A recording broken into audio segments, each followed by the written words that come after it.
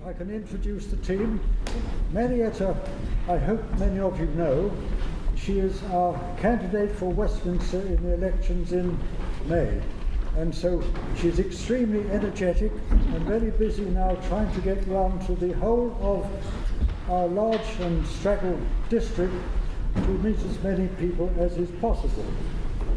Marietta will probably tell you that she's not a professional politician, but I can tell you that she has one attribute which we feel, some of us, that is rather uncommon in politics today.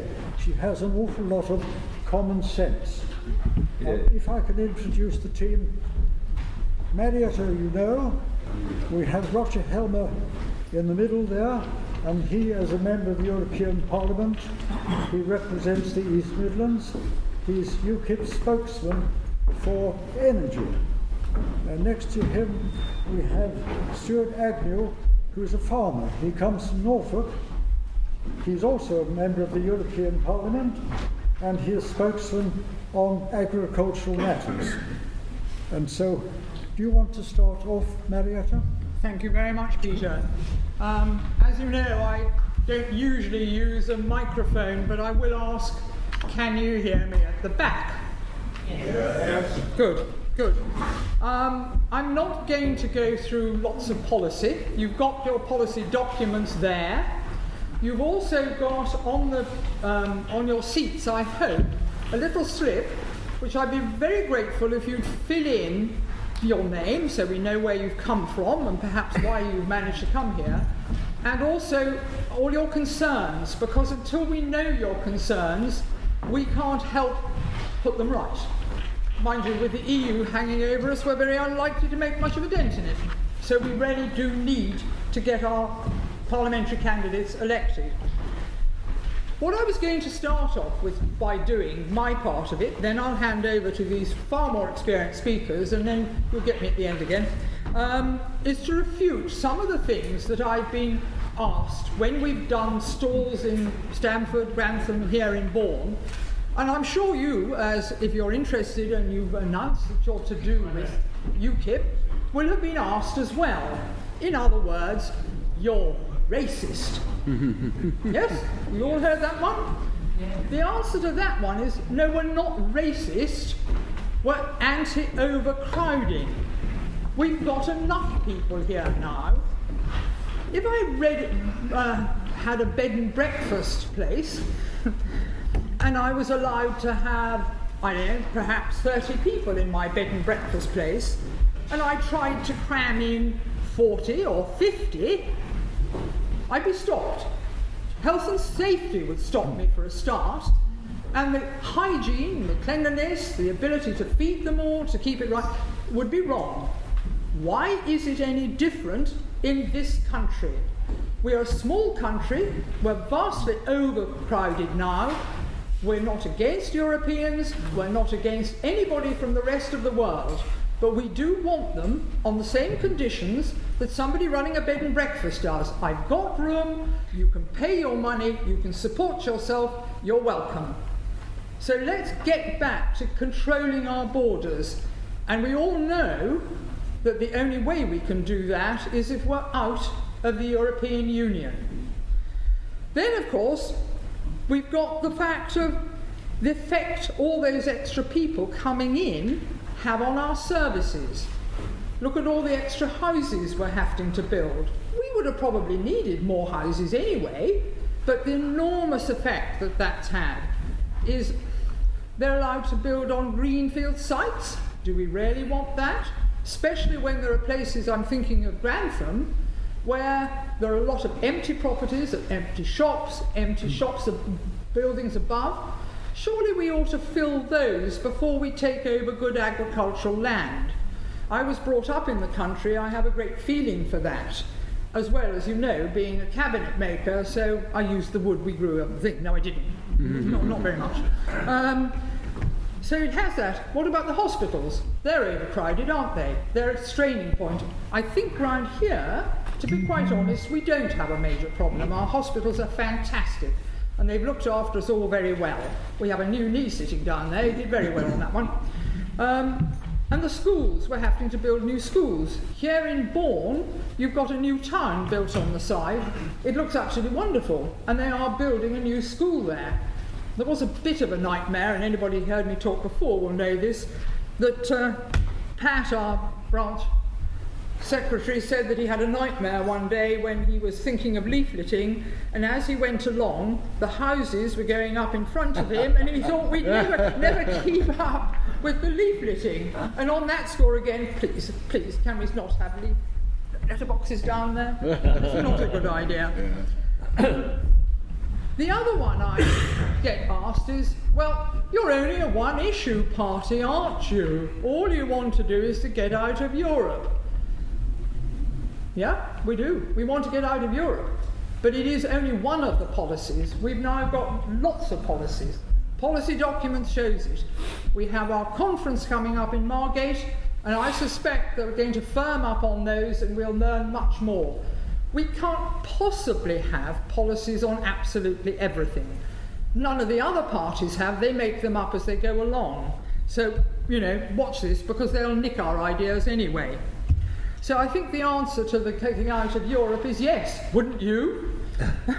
Then the other one is, but you couldn't run a government. You haven't got experience. I wonder what you say to that one. So my answer is that, do you think the lot we've got in there now have any experience in running it well? Wouldn't it be better to have people who've had experience? I run a business, Roger's run a business, Stuart's run a business at running farms. We have had experience, and probably the most important experience for when you become a Member of Parliament, and especially if you became a minister, is how to control the civil servants and not be told by them, yes, minister, how to run the country. We have to stick to our ideas of the way forward. And then the other one that's come up. But if we vote UKIP, we'll let Labour in, or we'll let Conservative in. No, I think the SNP are going to do that for us. Right.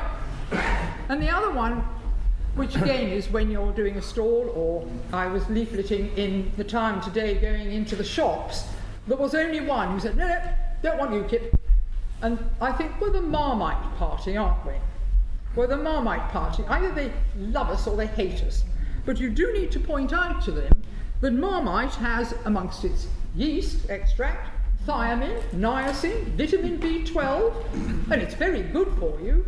The poor celiacs can't have it, but let's have lots of Marmite, it'll make it everything better. And on there, we've got some of the main things which our main leaflet will come out of. I'll just run through them very quickly. Control our borders. UKIP wants fairer Australian-style point-based system to decide who comes to work and settle here. Good one. Yeah. Invest in the NHS. UKIP will pour $3 million a year extra into the NHS. Keep it as free public service funded by scrapping our $55 million a day to EU membership. Okay, that's another good one. Yeah. Fairer tax systems. UKIP will scrap income tax on the minimum wage, scrap the bedroom tax, and scrap the tax on your children when you die. And spend here, not abroad, by stopping our EU membership fee and clawing back $23 million a day spent on foreign aid. Yeah. Do you know we still send money to the Argentine? Presumably so they can buy war weapons to get the Falklands back. And UKIP is the only party with money to spend at home when we repatriated it. Yeah. And very briefly, I'm going to mention 3 or 4 of my real pet hates and things that I've got going at the moment. Local issues. We've talked about building on greenfield sites. The economic figures that I think have been produced at the moment are fictitious. I think whoever gets into government with whatever balance there is, we'll find the coffers are empty, the debt is enormous, and God help whoever's the next Prime Minister, he's got a nasty, empty exchequer with a huge, huge debt. Self-employed people, the figures for employment, that's the other one I think's cooked. Because if you've got all those people now unemployed, but the young people's unemployment figure has gone down, the other one that is cooked is that a lot of them are self-employed. If they're even just doing a job selling, I don't know, discs or things on Amazon, they can say, I'm self-employed. Very difficult to check up how many hours they do, so they get working tax credit. So again, we are paying that. And half the time they're probably not doing that, they're probably doing a job that's getting something paid in cash on the side anyway, and who blames them? And then there's the 0 hours contracts. Where did that come from? Probably you know. Where did it come from? How can you have a 0 hours contract? It's a mixed metaphor, isn't it? Either it's a contract or you're just working when you're wanted. It's complete nonsense. And internships. Internships. Only the very wealthy people can afford their children to have an internship. So it's socially divisive. It's ridiculous. We should have proper apprenticeships. Well, I'm a cabinet maker. I would want proper apprenticeships, wouldn't I, in technical colleges? But I think that's another of these bad things. And the last one is, how, as a first world country, are we not making a fuss that we are handing out food parcels? I don't say they don't need them, but why are we proud of it? It's absolutely obscene. And on that note, I will now hand over to the next speaker, Roger Helmer, who will tell us how we're going to sort our energy out, or not.